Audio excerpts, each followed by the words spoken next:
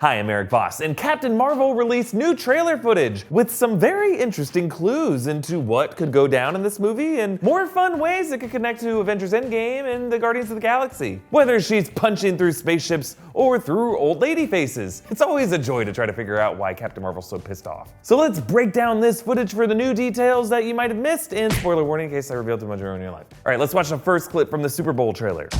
About to show these boys how we do it. You ready? Higher, further, faster, baby. Yes, babe. Higher. Further. Faster. Okay, first we get a clip of Danvers and fellow Air Force pilot Monica Rambeau exchanging this higher, further, faster catchphrase. They're both test pilots at Edwards Air Force Base in Southern California, flying some experimental government aircraft. Perhaps this is what leads to Danvers' encounter with alien vessels and eventually her getting her powers. Now, Monica Rambeau's call sign is Photon, and she is the mother of Monica Rambeau, who is a major hero in the Marvel Comics, going by the name Photon and later Spectrum. And in another TV promo that came out, we actually see young Monica Rambeau. How do I look? Fresh. So this scene is presumably later in the movie, after Carol Danvers returns to Earth from her time as a Kree warrior, reconnecting with Maria and getting to know her daughter, Monica, whom we can assume will play a bigger role as an adult with the Avengers in a future Marvel film. There's also more of these rise up shots that have been part of past Captain Marvel trailers, with a new one added, Carol rising during some Air Force ceremony or hearing, graduation maybe. There's also some shots of her in the middle of a dogfight with the alien ship, either Kree or Skrull. Now, I've speculated in the past that Danvers could be interfering in a conflict between these two alien empires, leading to a crash that accidentally exposes her to some tech that gives her powers, leading to Jan Rog abducting and recruiting her to be part of his Kree Star Force. Let's move on to the next section.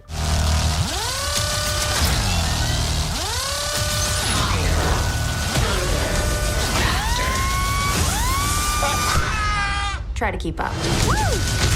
Okay, after some more flashback shots of Carol as a girl on a go-kart, we see this shot of Talos, the Skrull imposter, posing as a human agent in S.H.I.E.L.D. Also recently, Marvel released a clip of Carol's chase sequence in LA, hunting down a runaway Skrull shapeshifter on a train. This is the one who turns into the old woman that she gets in a fight with. Now, it's hard to tell, but that Skrull does kind of look like Talos. Though in another shot, he kind of looks like a younger guy. Maybe it could be Ben Mendelsohn's stunt double, or maybe Talos is in the process of shapeshifting into someone else. Maybe Carol Danvers, after being intercepted by S.H.I.E.L.D. agents Fury and Coulson, comes face to face with another S.H.I.E.L.D. agent, Talos, and she recognizes him as a Skrull in disguise, cueing up the restaging of the scene from Austin Powers that I'm pretty sure this is all clearly based on.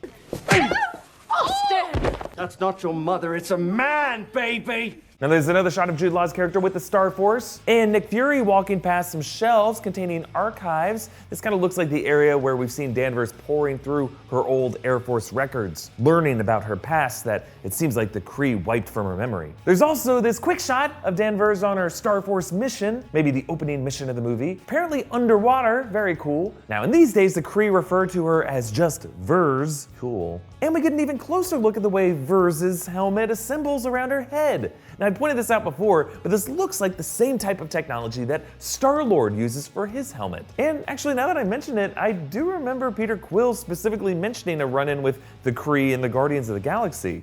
Right here, a Kree girl tried to rip out my thorax. She caught me with this skinny little Oscar Marion who worked in Nova Records. I was trying to get information.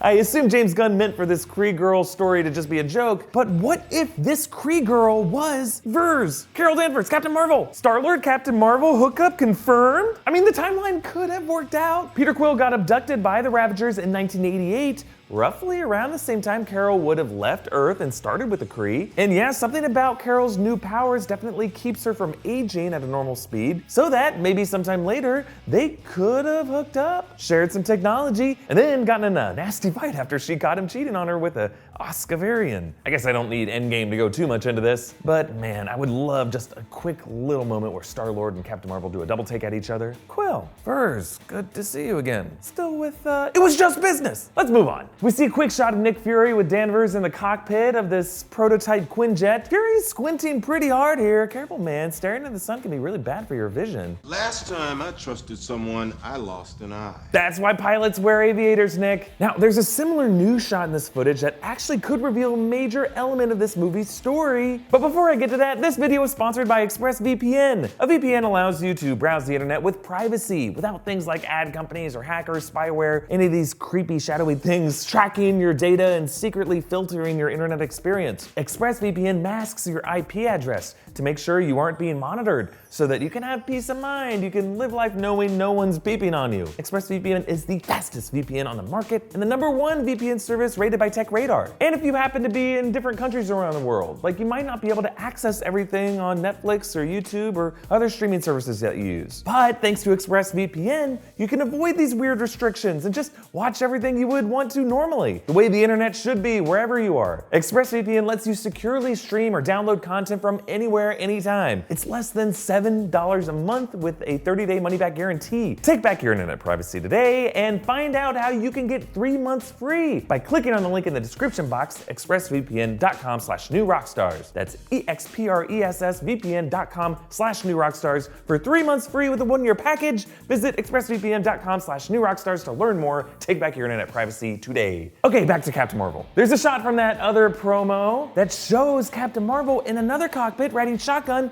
and look behind her. That green skin definitely makes this person look like a Skrull in their pre-shapeshifting form. Maybe this could be her prisoner, but it doesn't look like that Skrull is really strapped down, other than the seat harness. This could be more evidence that Captain Marvel might reveal the Skrull as less evil than they've been made out to be, and the Kree to be secretly more manipulative. The real big bad of this story. Assuming Jude Law's character's name is Yon-Rogg is the recurring villain of Captain Marvel in the comics, and here he's the commander of the Kree Star Force. That's not a good sign. And I've speculated that Annette Bening's character could be a representation of the Kree Supreme Intelligence from the comics, a heartless AI that enacts genocide on its own people. Perhaps this here is a mission with Captain Marvel switching sides, or playing both sides, temporarily teaming up with a Skrull to expose the truth about the Kree. And lastly, there's this amazing shot of Captain Marvel having gone binary, shooting up in the sky and punching through a ship. Now, I'm not sure whether this is a Kree or a Skrull craft. Some have said the pointed end design resembles the Nova Corps ships, like the Milano was. I would love for a third extraterrestrial empire to try to get involved in this conflict between the Kree and the Skrull, and Captain Marvel to just be like,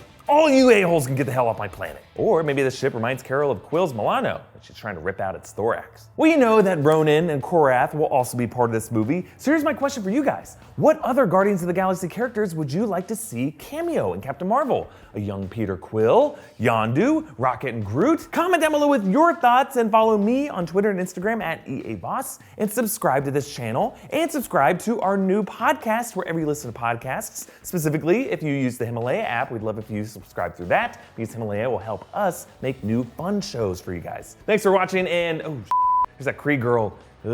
Messy backstory, and she's gone binary. She looks pissed. I gotta run.